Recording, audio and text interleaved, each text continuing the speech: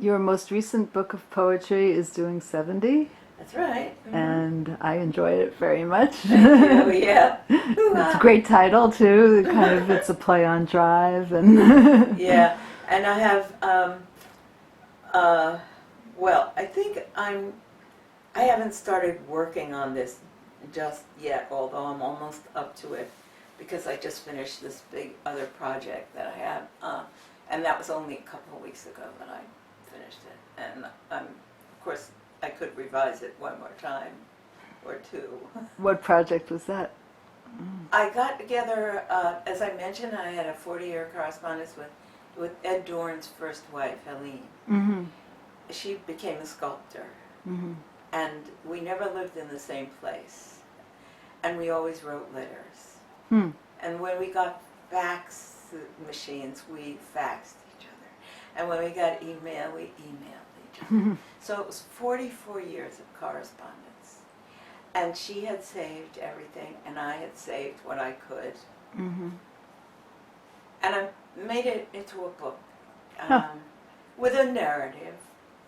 And I'm just about finished, and I'm hoping to sell it soon. So I'm right now in that precarious state of, will it or won't it, will it or won't it, will somebody want it? But I've been encouraged because there have been several collections of letters reviewed lately, including the letters of Julia Child, Ah. which are very interesting, by the way, and very political. Hmm. And our letters, Helene's and mine, are full of references to politics, to cooking, to children, to real estate. Right. The saving of old buildings and stuff like Mhm. that. But I figure that my 3 poetry books have been in print since 1998. Drive was published in 1998. Mhm. And I have new poems, and will have more new poems now that I have a little more time. Mhm. And I think I would like to do a collected or a selected, Mhm. new and selected. So I have a great title for it. It's called Full Tilt. Awesome. I I think that describes you, Hettie. Yeah. So, yeah. My daughter, I forgot which daughter, said, "Yeah, that sounds like you, Mom." Mhm. I think it was Kelly. Has your writing changed from your poetry changed from your first poems to now? Is there a I think, discernible difference? well, I used to only be able to write narrative poetry. It seemed like each one was a story. Mm-hmm. I'm trying to discourage myself from that habit. Mm-hmm.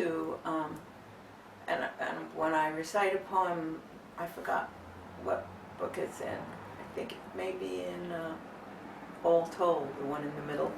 It's called April. And I was so excited because when I read it, I say, I finally wrote a non-narrative poem. I'm very pleased with myself. But there's nothing wrong with narrative poetry either. Yeah, listen, I heard some poetry last night at a student reading that dismayed me because I carry with me absolutely nothing of it, even though I'd only heard it last night. Mm. It didn't start anywhere and it didn't go anywhere. It didn't take you on an emotional journey. And I'm all about affecting people. Why not? Yeah. Is that where a poem starts for you in the emotion or? Sometimes it's something that I see. It could even be something I read about in the newspaper that gets me all riled up. Mm-hmm. Or just something. It could be anything. It could be. I once wrote a little poem about some paper clips that with funny little tops on them, and how they reminded me of one thing or another, you know. Any particular subject matter you're interested in right now, writing about?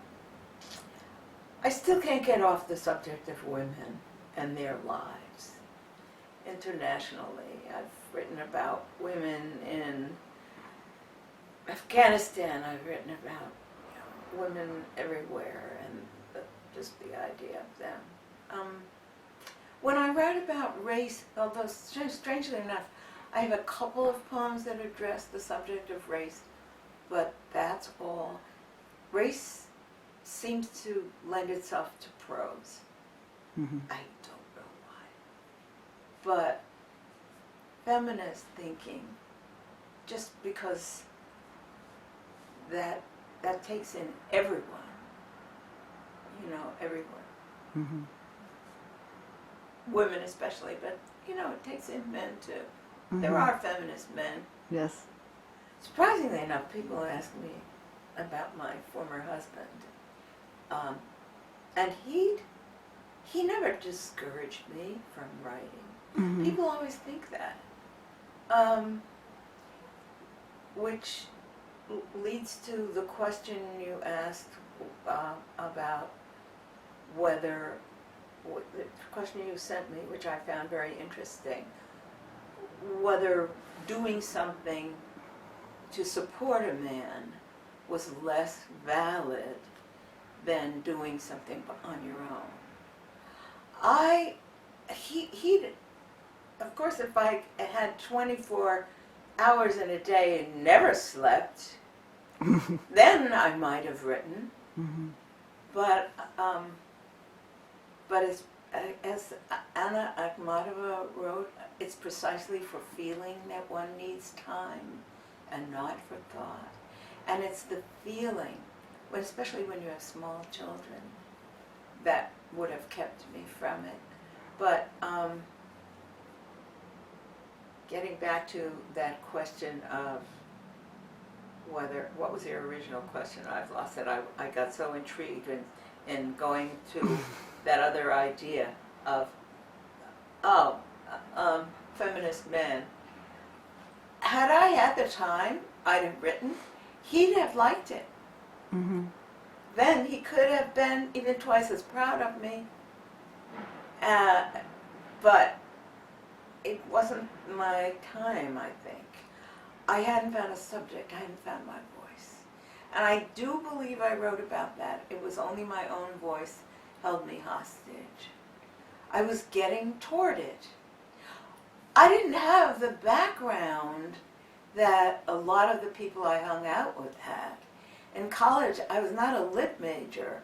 I hadn't read 1/10 of what everyone else had read in my women's college. I was a drama major. So I read every play that's ever been written in or translated into English, and built scenery and did lighting and everything. But I started writing poems in college, but sui generis, you know, mm-hmm. I didn't have any instruction. Mm-hmm. So it took a while, and then I wrote, I think, 2 good poems while I was married, and that's not so bad. No, that's not bad. You know, sometimes you need time to figure out what you want to say to the world. That was it. That was it. But as soon as I started writing, I found that I could. Mm-hmm. I found the emotional strength to do it, and I have a fair amount of unpublished stuff that I've written over the years that I felt didn't fit into the particular collection. Mm-hmm. So I might just go through all that and see if there's anything worthy, mm-hmm. or maybe even work on it. I don't know. Yeah. I can't tell. Well, that's fun. Yeah, it's something to look forward to. So I guess one question that I always ask in these interviews is, do you have a philosophy of life? Oh. I hope always tell my children this, and they just say, "Oh, Mom." It's like, it's something that I read in an essay by G.K. Chesterton, the English essayist from the 19th century. And he said, "Live while you live and then die and be done with it." So I'm on the live while you live phase. Philosophy, I'm not, although I also once found somebody saying Pollyanna lives longer. I guess I tend not to look on the downside. I'm hopeful, but also when I see a problem, I generally go for it. Or when I see something good, I go for that too. I don't ruminate, although I like solitude a lot.